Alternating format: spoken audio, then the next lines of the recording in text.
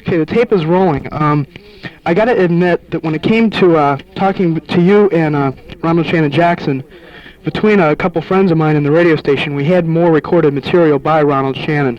Yeah. There's more available, and a lot of your records are out of print. Right.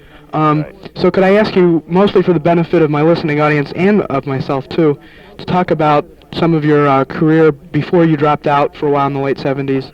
The great dropout, right? Yeah, and I'd like to ask you about that, because there's kind of a big vacuum, kind of like when Miles Davis dropped out. Nobody really knows what happened.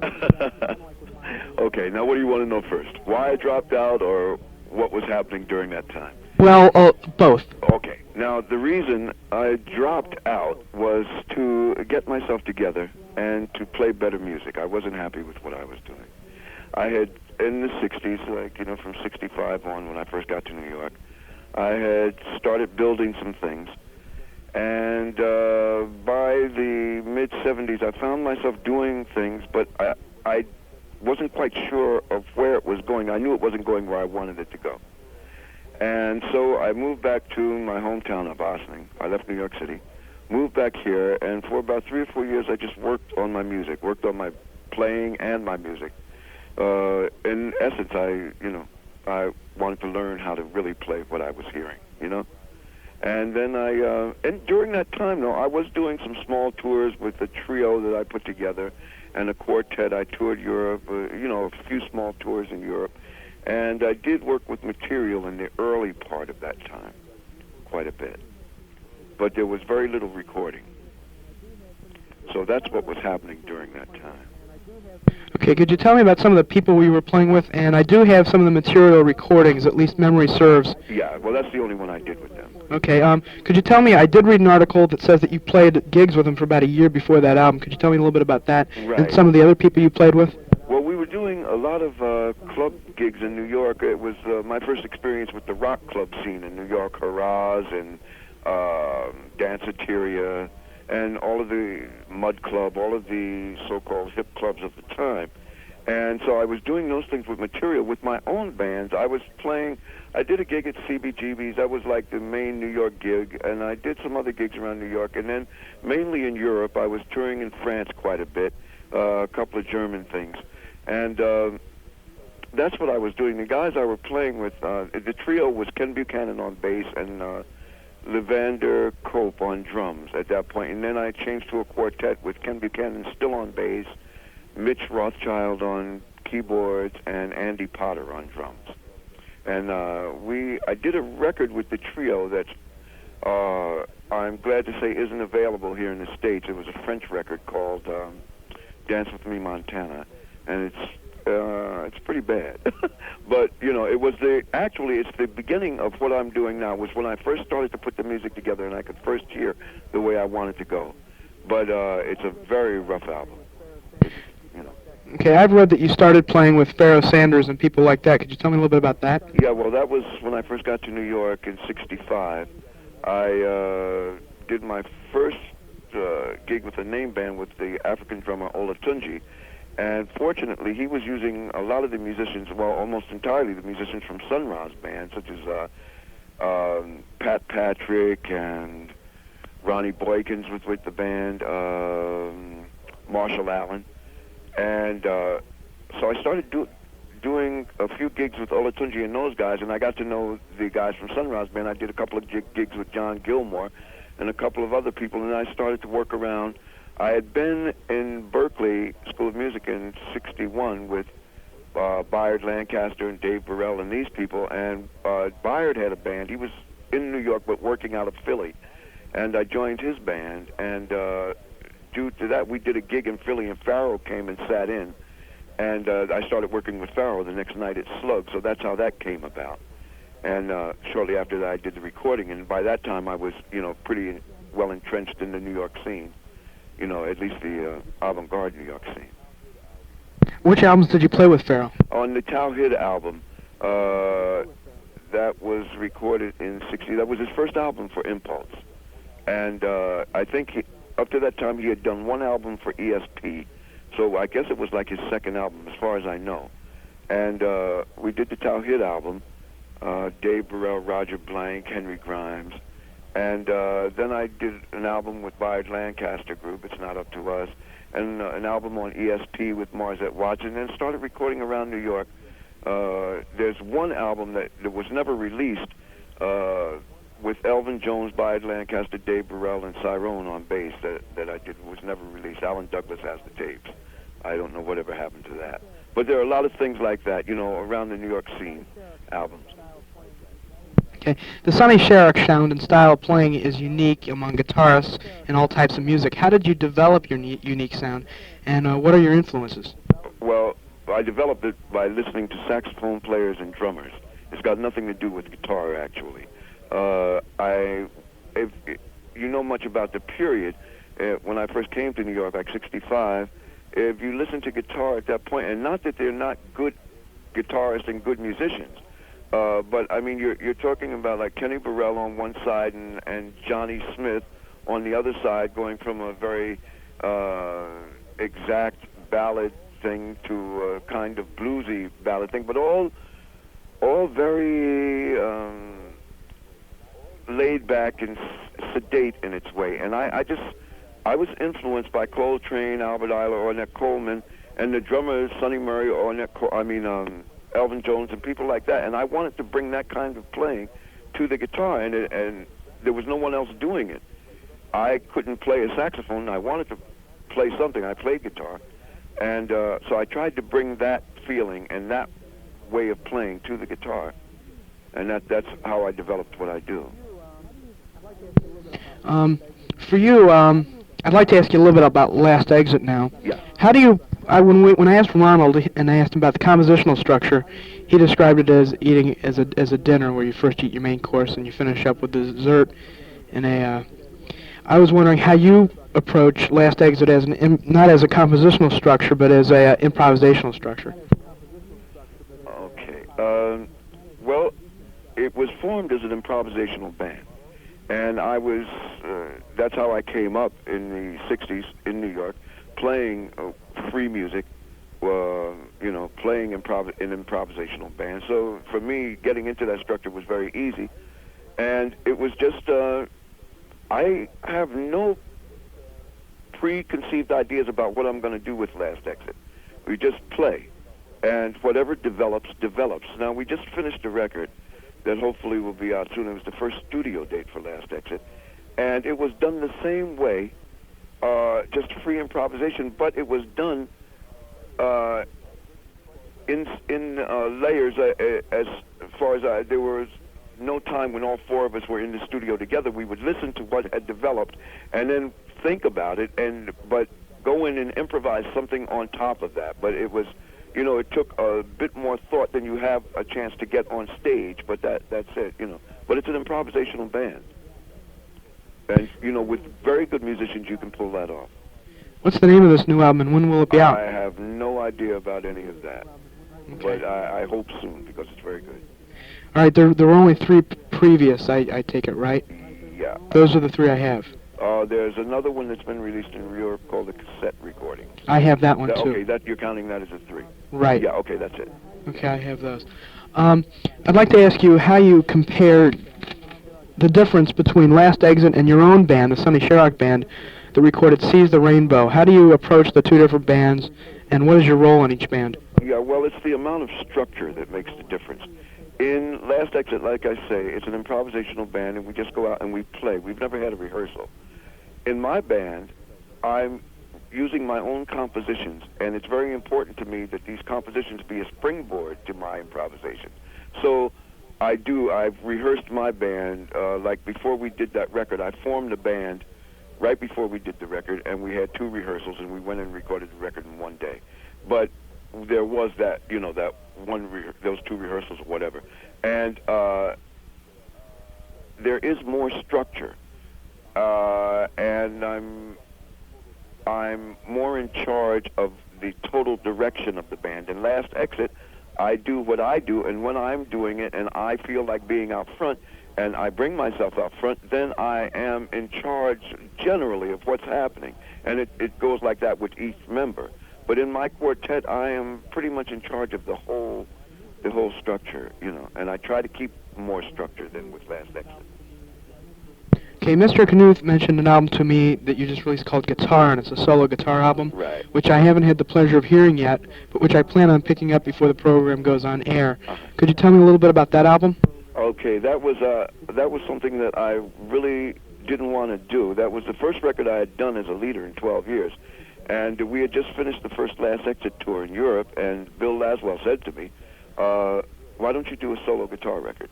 And I have always, I feel those things are kind of deadly. They bore the shit out of me. I'm sorry, this is radio, isn't it? You can bleep that.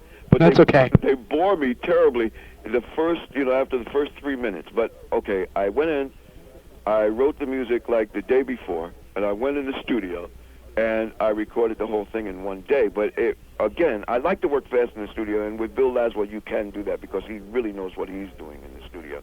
But the thing is that I did it in overdubs there. I think most of the time it's one overdub and one solo. So I laid down the overdub tracks, and then I did my solos on top of it. And I tried to keep it as loose and free as possible, but with some structure. But for the first time in the studio, I think on that album, I reached the things that I was hearing in my head all of those years, and that for me was the beginning of the new era. Speaking of a new era, I'd like to ask you a question that I also asked Mr. Jackson. According to Wayne Shorter, a new avant-garde is not necessary every decade, but only when needed, and when the culture is ready for it. Do you feel like a new avant-garde is coming on, something like a controlled version of the 60s, in the 80s and 90s? Because this seems to be evident on Last Exit. I love Wayne, he's a good friend, but let me just say one thing about what he said. I don't think it's when the culture is ready for it. I think it's when the artists are ready for it. Then it develops. And there seems to be, right now, a need for artists to stand again and to create. There's so much jive music happening that and I'm not saying that Last Exit is taking care of all of that or that me and my solo projects are doing that, but I do feel a need to try to bring change about again and to make people aware that music, is a passionate, growing thing and not just something dead or something that you listen to while you eat dinner. Okay, thanks. One album I did get hold of, and I don't know how you feel about this album. It was an album that you did back in 1975 called Paradise. Paradise, yeah. It's the only album I've been able to get hold of besides the new ones. Yeah. And since I've got that to use as material, could you tell me a little bit about that one? Okay, now that was just about the period where I decided that things weren't going the way I wanted them to go. The first album I had done, I think it was 3 to 5 years before Paradise, was called Black Woman, and that was the direction that I was heading, and that was my first album. But by the time I reached Paradise, I saw a lot of elements in the music that I wasn't happy with. It seemed that I was going more for formula than I was for art. And so that, a couple of years after that, was when I did drop out. Some of the music is very nice. I think the band sucks. But the music, some of the compositional things are kind of nice. It's an old record, and it's an old time, and I guess as a history lesson, it should be listened to maybe as a direction not to go. Okay, thanks.